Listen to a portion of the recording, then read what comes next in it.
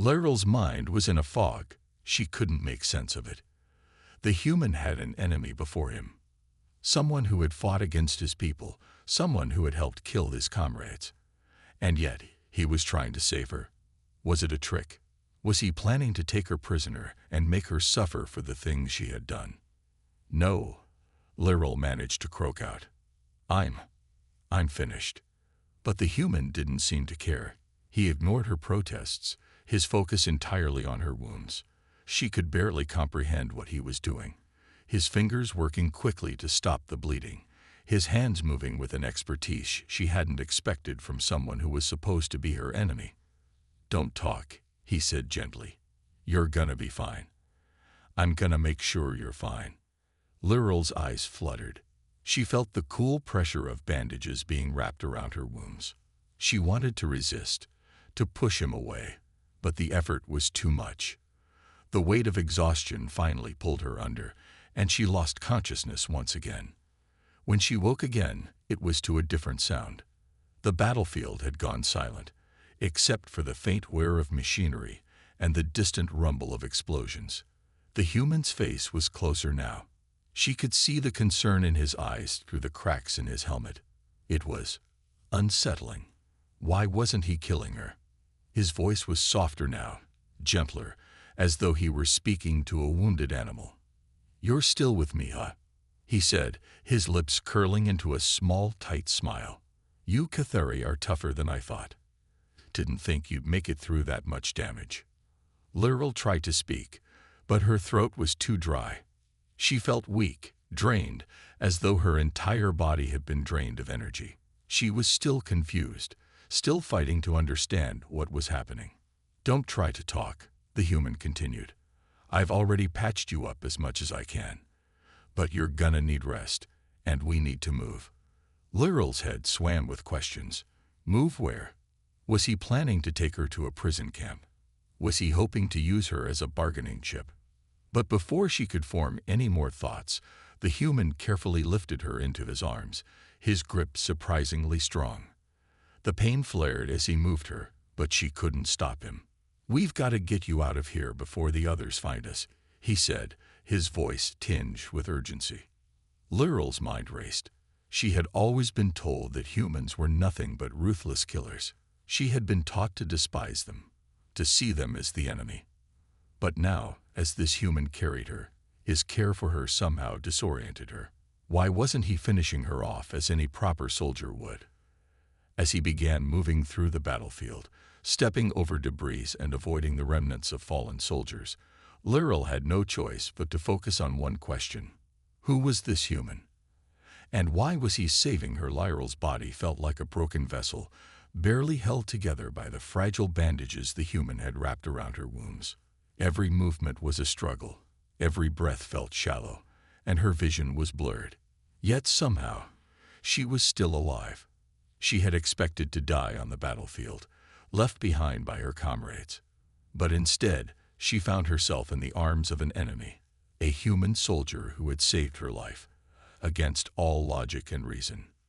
The world around her was a haze, but she could still hear the faint sounds of war in the distance. Gunfire, explosions, the screams of soldiers, both human and alien. It was the sound of a world at war. And yet, amidst all of it, there was an eerie calm as the human carried her. Lyral was too weak to resist. Her thoughts were clouded, but one question remained clear in her mind. Why? Why had the human saved her? It made no sense. They were enemies. The Cathari had fought against the humans for years, each side killing without mercy. The humans had killed many of her people, and her own comrades had done the same to them. So why, when she was at her weakest, had he chosen to help her? Her mind flashed to the memories of her training, of the endless lessons drilled into her from the moment she was old enough to understand. Humans were the enemy. They were ruthless, vicious, and without honor. The Cathari had been at war with them for as long as anyone could remember. To her, a human had always been nothing more than a target, someone to eliminate. And yet here she was, lying in his arms, alive only because of his actions. She wanted to ask him why, to demand an explanation, but her body refused to cooperate. Her mouth felt too dry, and the pain from her wounds made speaking nearly impossible. She was trapped in her own body, unable to do anything but listen to the sounds around her. The human's movements were cautious, careful, as if he were trying to avoid making any noise that might attract attention. Laurel noticed how he kept glancing over his shoulder, his eyes scanning their surroundings with sharp, practiced precision. She had to admit, the human was good at what he did. There was no hesitation in his steps, no sign of panic. He was a soldier, just like her, but his actions were different. They were calm, calculated, almost as if he had done this 1,000 times before. As he moved through the war-torn landscape, Laurel couldn't help but wonder who he was. What kind of person was he? What kind of soldier? She had seen humans on the battlefield before, but they had always been faceless enemies. Soldiers who fought with weapons, who killed without mercy. But now in this moment, he seemed so human. His face, though weathered by battle, showed a softness that didn't belong in a soldier. He wasn't like the others. He was also alone. Laurel had noticed that as he moved. His armor was battered, his helmet scratched and dented, but there was no sign of any other human soldiers nearby. Why was he by himself? Was he a deserter, someone who had turned away from the war? Or was there another reason? Her thoughts were interrupted by a sudden sharp pain in her side. She gasped, a wave of discomfort washing over her as her body protested. The human noticed immediately. He adjusted his grip on her, pulling her closer to his chest, his movements quick but gentle. "Hang on," he said softly. His voice was calm, reassuring. "We're almost there." Almost where? Laurel tried to make sense of his words, but her thoughts were too disjointed. It felt like they had been walking for hours, though it could have been mere minutes. Time felt irrelevant now. Her world had narrowed to the steady rhythm of his footsteps, the sound of his breathing, and the occasional rustle of leaves or debris as they moved through the landscape. As they continued, Laurel found herself staring at his face. He was close enough now that she could see his features more clearly.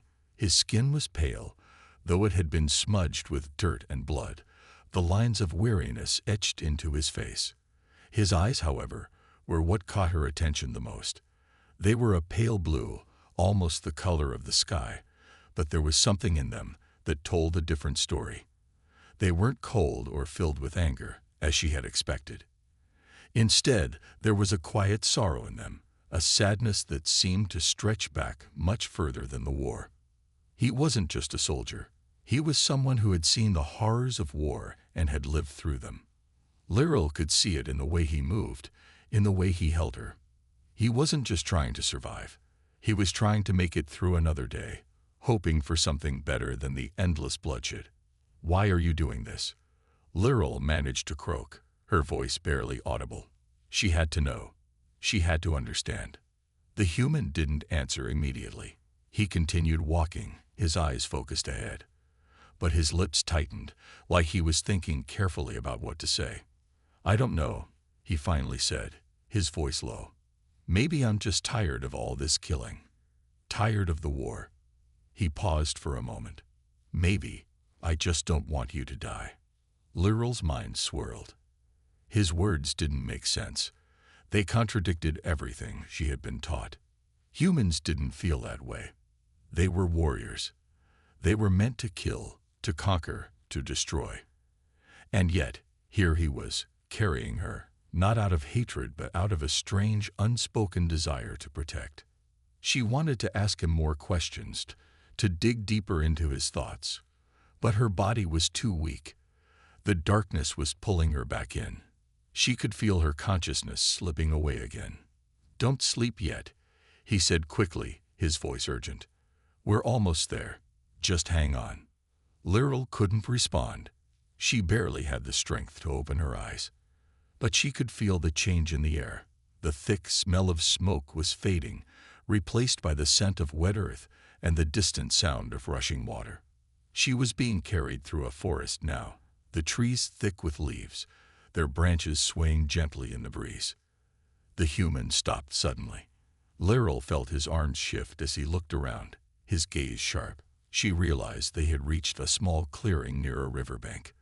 The water rushed past, dark and fast, cutting through the landscape like a living thing. The sounds of battle echoed in the distance, the air thick with smoke and the smell of burning metal. The sky was no longer blue. It had turned into a canvas of fire and ash, streaked with dark clouds as if the heavens themselves were in mourning. On the ground, the battlefield was a gruesome sight, wreckage of war machines, twisted bodies, and the distant sound of screams. Lyral, a young Ketheri soldier, was running as fast as her wounded body would allow. Her silvery skin, usually so vibrant, now appeared dull and smeared with blood and dirt.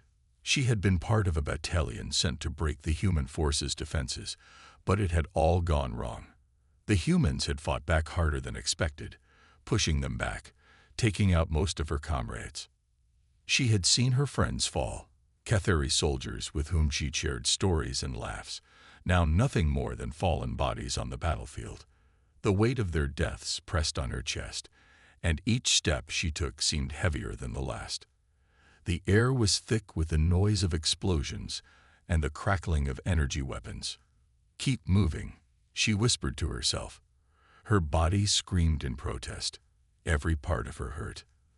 The side where a plasma shot had grazed her, the sharp sting in her arm, where a piece of shrapnel had lodged itself, the ache in her chest from the impact of a blast. She stumbled, her legs buckling beneath her for just a moment.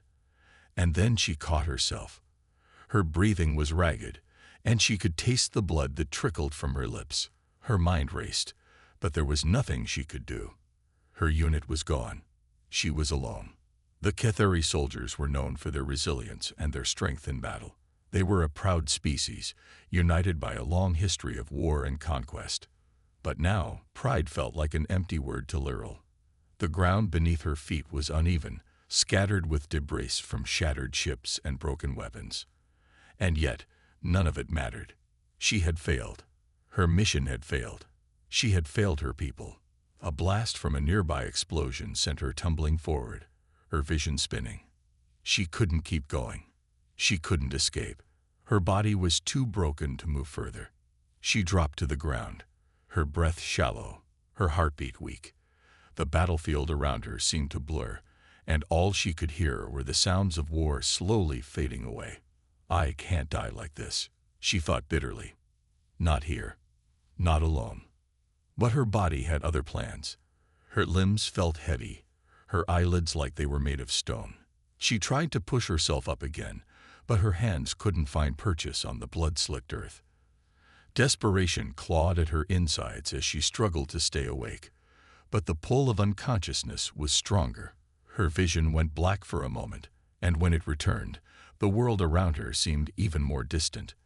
The last thing she saw was a shadow moving through the haze of smoke. It was tall and human-shaped, a human soldier, a figure she had learned to fear from the moment she was born.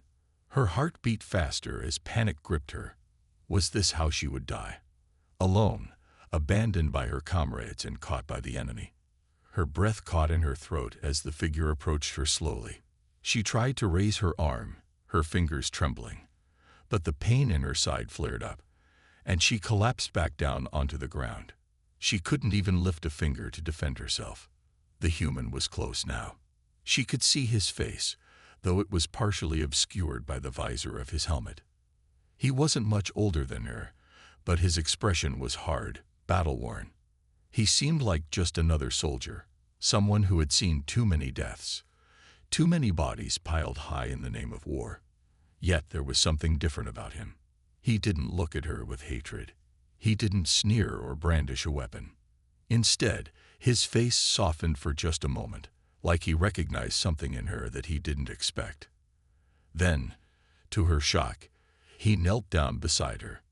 "Hey, you still alive?" His voice was rough, strained, like he had been shouting orders all day. Lyral tried to speak, but all that came out was a soft rasp. Her tongue felt thick and dry, her voice barely a whisper. The human frowned, looking her over.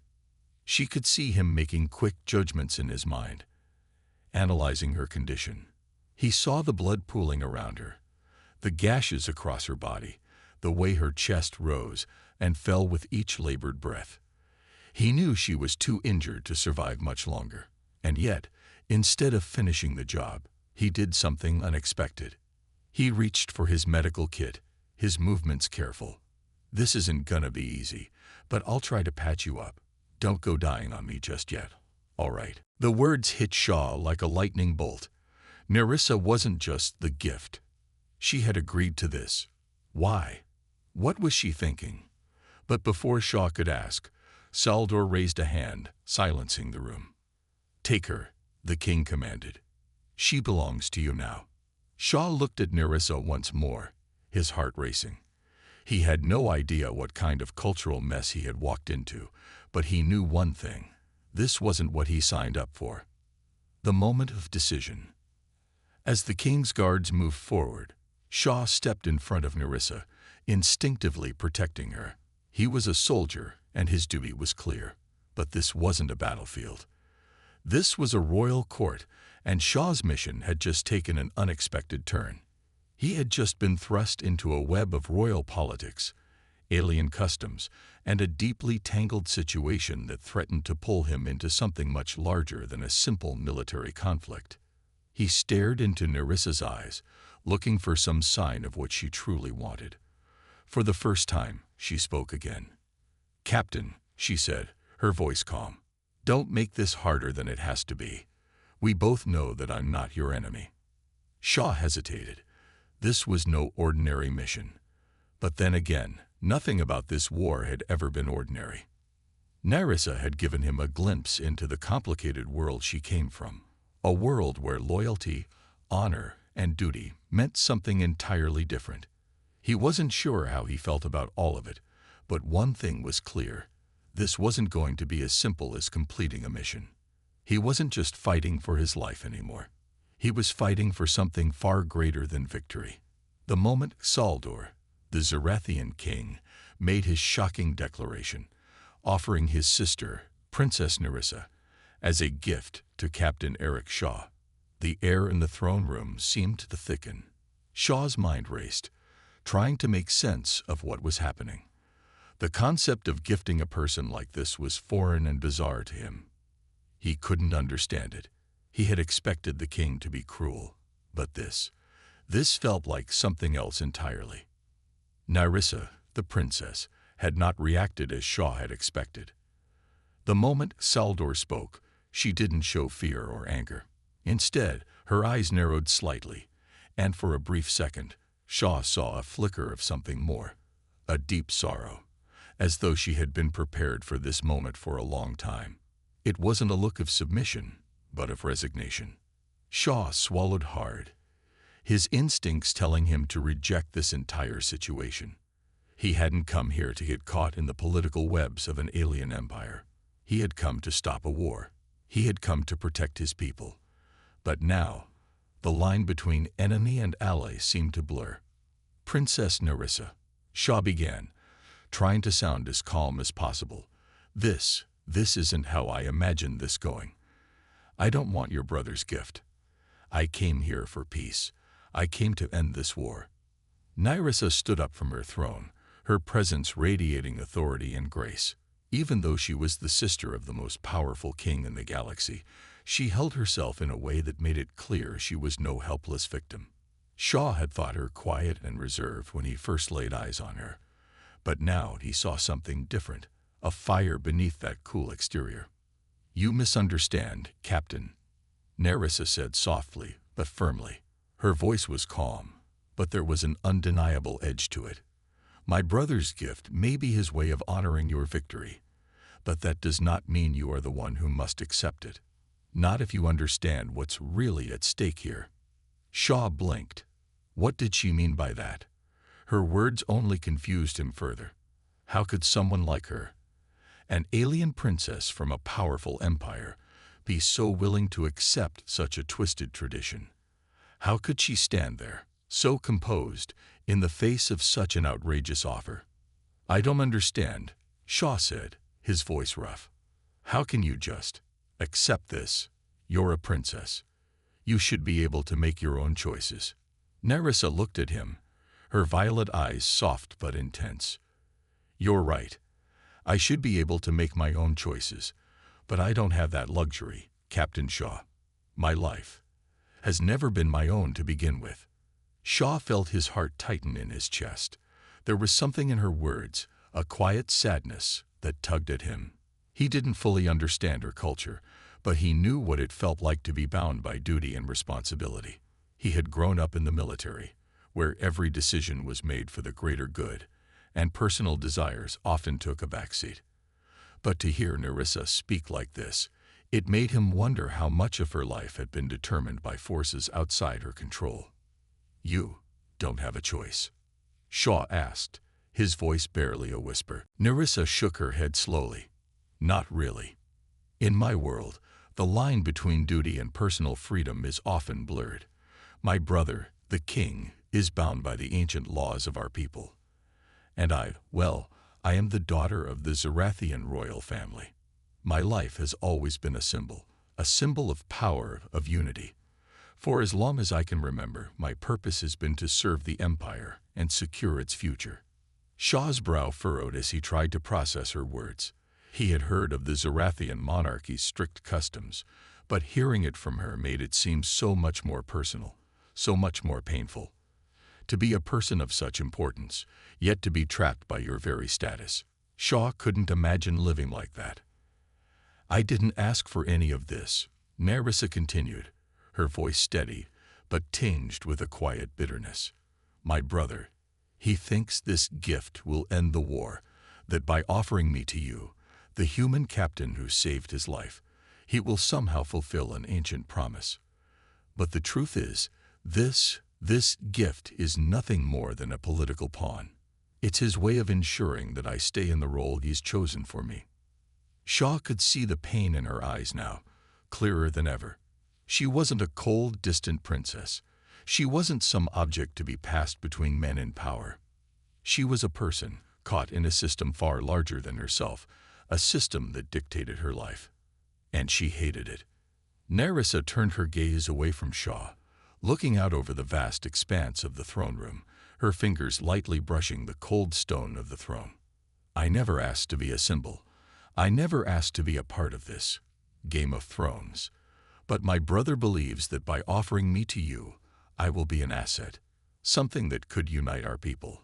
That by marrying the one who saved his life, we can avoid war, bring peace between humans and Zarathians. She paused, as if the weight of those words was heavy on her shoulders. But that's not how peace works, she added, her voice softer now. Peace isn't something you can trade, Captain Shaw. It's something that has to be earned. Shaw's mind spun. He had heard of political alliances, of treaties forged through marriage, but this was different. This wasn't some simple royal arrangement. This was real. This was a woman who had been given no choice, no agency over her own future. And the more Shaw listened to her, the more he realized that Nerissa's position was far more complex than he had initially thought. The decision. Shaw took a deep breath, his mind still trying to make sense of the situation. He had come to the Zarathian flagship with one goal, to stop the war. But now he was faced with a far more personal decision. Princess, Shaw began, his voice thoughtful, I came here to end the war, not to be a part of some political game. But you're right. Peace isn't something that can be traded. It has to be earned. Nerissa looked at him sharply, a flicker of surprise crossing her face. What are you saying? Shaw's eyes softened, and he stepped closer to her. I'm saying that I don't want to be a part of your brother's gift. I don't want to make you my prize, my reward. You're not some offering. You're a person, and I will fight for peace in a way that respects that. Nerissa's expression changed then. For the first time since Shaw had arrived, she seemed to soften. Her gaze held something akin to hope, a glimmer of something she hadn't shown before. You would do that? She asked, almost as though she couldn't believe it. You would risk everything, your life, your mission, just to protect my freedom." Shaw met her gaze, his expression serious. "I've risked my life for a lot of things, Princess, but no one should have to live like you have, caught between duty and personal desires. You deserve a choice, just like anyone else." Nerissa stepped forward, her voice stronger now. "And what will you do with that choice, Captain Shaw? If you refuse to accept the king's offer, what will happen to you? What will happen to us?" Shaw paused, considering her question. He didn't have all the answers, but one thing was certain. He couldn't back down now. The lines had been drawn, and if peace were to be achieved, it would require far more than political gestures and empty promises. It would require real change, real understanding. "We'll figure it out," Shaw said quietly. Together, the galaxy's media exploded with reactions. News anchors, both in human-controlled space and alien territories, debated the implications of Shaw's actions. Some hailed him as a hero, a symbol of resistance against the overwhelming power of the Zarethians. Others condemned him for rejecting a peace offer, unsure of what the future would hold now that the king had been disrespected in such a public way. A turning point for humanity. On Earth, President Olivia Hart sat in her office, watching the live feeds of Shaw's rejection of the king's offer. She had been briefed on the situation in real time, and as the footage played out, she could feel the weight of the moment pressing down on her shoulders. Shaw's actions would have far-reaching consequences, whether they led to peace or war. "Do you think he did the right thing?" General Thomas Ryder asked, standing next to her as they both watched the feed. His voice was filled with concern. Shaw just turned down an offer that could have ended the war. "Do we really want to risk more bloodshed?" Olivia leaned back in her chair, her fingers tapping against the surface of her desk. "I don't know. But I know this. Captain Shaw didn't just reject the offer because of pride. He saw something that we couldn't. The war isn't just about politics or strategy. It's about people, Thomas. And what Shaw did was a stand for human dignity. He didn't just think of the short-term peace he might gain by accepting the king's offer. He thought of the future, a future where we're not beholden to alien rulers." The general didn't say anything for a long time. He simply watched the broadcast, the weight of Shaw's actions sinking in. The political fallout from this moment would likely be huge, but whether it led to peace or war depended on how both sides responded. The Zarathian response. Back on the Zarathian flagship, King Zaldor was not pleased. His face, typically unreadable, now showed a deep furrow of anger. He paced back and forth in the grand hall, his thoughts racing. His sister, Nerissa, remained silent, watching him carefully, waiting for him to speak. "You've made a fool of me," Zaldor finally said, his voice low and dangerous. "Do you realize what you've done, Nerissa?" His rejection was a public insult. "It has made us seem weak in the eyes of the galaxy. We cannot show mercy to such disrespect." Nerissa stood with her back straight, her hands folded in front of her. "It is you who do not understand, Zaldor. Shaw did not reject you because of weakness. He rejected the system that has trapped us all. You are blinded by the idea of power, but peace cannot be achieved through force alone. Shaw's rejection was not a threat. It was a challenge." Zaldor clenched his fists at his sides, but Nerissa's words seemed to break through, even if only for a moment. He stopped pacing and looked at his sister. "You speak of peace, but peace is not free, Nerissa.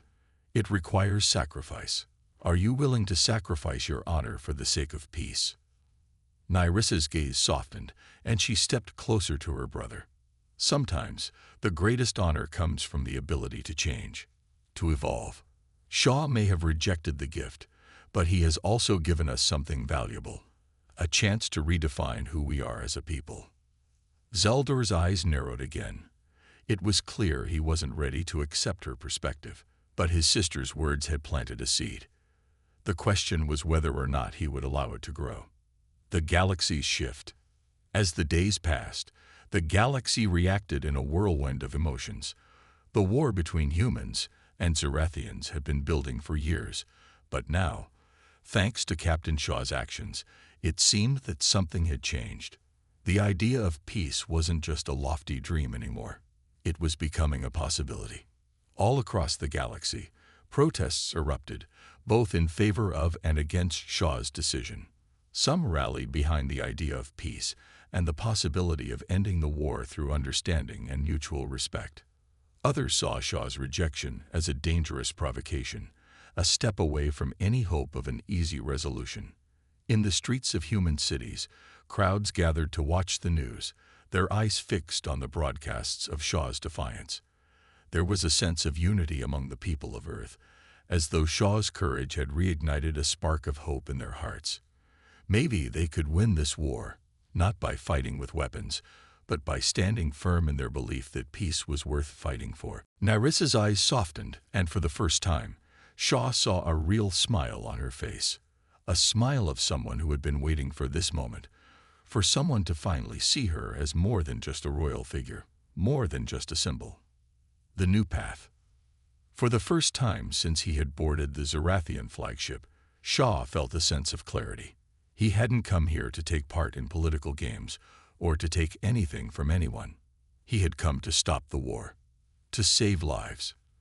But now, standing in front of Nerissa, he realized that true peace could only come through understanding, not through gifts, not through forced alliances, but through choice. Together, Nerissa repeated softly, as if the word itself held the power to reshape everything. And with that, a new chapter began, not just for Shaw and Nerissa, but for the future of both humans and Zerathians. It was no longer about winning a battle. It was about winning hearts and minds. And that was something neither war nor politics could control. The moment Captain Eric Shaw had rejected King Saldor's offer, the gift of Princess Nerissa, the air in the throne room seemed to shift. Shaw had expected a confrontation, maybe even a fight. But the king simply stood there, his cold, unblinking gaze fixed on Shaw, as if he were measuring him. And yet, beneath that icy mask of authority, there was something else, a flicker of surprise. Nerissa, too, seemed taken aback. She had probably thought Shaw would just accept what was being offered, that he would play along with the alien customs of her people. But instead, Shaw had defied the king, defied the very expectations that had governed her life. And now, standing in the center of this alien world, the consequences of their actions began to ripple outward. After Shaw's refusal, the silence that followed was almost unbearable. The Zerathian guards, towering figures of strength, shifted uncomfortably, their weapons still drawn but unmoving. No one seemed to know what to do. Shaw had not only rejected the king's offer, but also, in a sense, rejected the very idea of his culture. For a moment, Shaw wondered if he had made a grave mistake, but the determined look in Nerissa's eyes told him that, for once, he had done the right thing. "Captain Shaw," Saldor said, his voice low but carrying an undeniable power, "you have no idea what you've done." Shaw took a step forward, standing tall despite the massive presence of the king before him. "I've done exactly what I had to do. I came here to end a war, not to take part in some sick power play. If peace is going to happen, it won't be because you used your sister as a bargaining chip." Zaldor's eyes narrowed, his lips curling into a thin, humorless smile. "You think this is a game, human. You think your actions don't have consequences. You are standing in the heart of my empire, and you have just made an enemy of the most powerful person in the galaxy." Shaw didn't flinch. "I'm not trying to make enemies, Zaldor. I'm trying to stop one. You've made a choice, and I've made mine. Now we'll see which one leads to peace." Nerissa stepped forward, standing between the two men. "Enough, both of you," she said, her voice firm and commanding. "You're both too stubborn to see beyond your pride. Captain, you don't understand the depths of what's happening here. And Saldor, you've lived your life thinking that the galaxy revolves around power and strength. But you're wrong. If you truly wanted peace, you would listen." There was a brief moment of silence as Saldor regarded his sister. His sharp eyes flickered between her and Shaw, but it was clear he had no words to say. The tension in the room had reached its peak, and Shaw knew that something had to give. This moment would shape the future for not only him and Nerissa, but for the entire galaxy. The news spreads. What happened in the Zarathian flagship did not stay there for long. As soon as word of Captain Shaw's rejection of the king's gift spread, it sent shockwaves through the galaxy. News outlets, both human and alien, were quick to pick up the story. The conflict between humans and the Zarathians had been escalating for months, with no end in sight. But Shaw's refusal to play into the Zarathian royal politics, his rejection of Nerissa, was more than just an act of defiance. It was a symbol of hope, a symbol of resistance. Humanity's alliance with other species had always been fragile, and the political tension was already high. But Shaw's refusal to be part of an ancient and barbaric tradition sent a clear message. Humans would not submit to alien customs, no matter how powerful the ruler or the empire. In the aftermath, politicians, military leaders, and even civilians from both sides of the war began to speak out.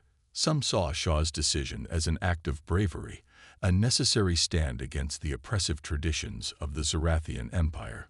Others, however, saw it as a foolish mistake that could lead to more bloodshed. The response from the Zarathian Empire, however, was less clear.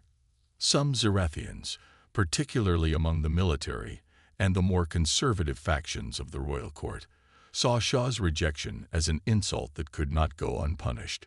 But others, especially those who had grown weary of the constant fighting, began to question their own king's methods. Was it possible that Shaw had offered a path to peace? The galaxy was a vast and mysterious place, filled with countless worlds, each with its own secrets, challenges, and hidden dangers.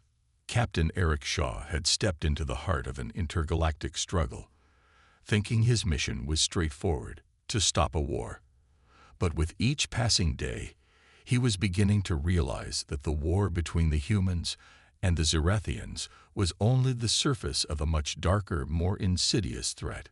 Something had been lurking in the shadows, waiting for the right moment to reveal itself.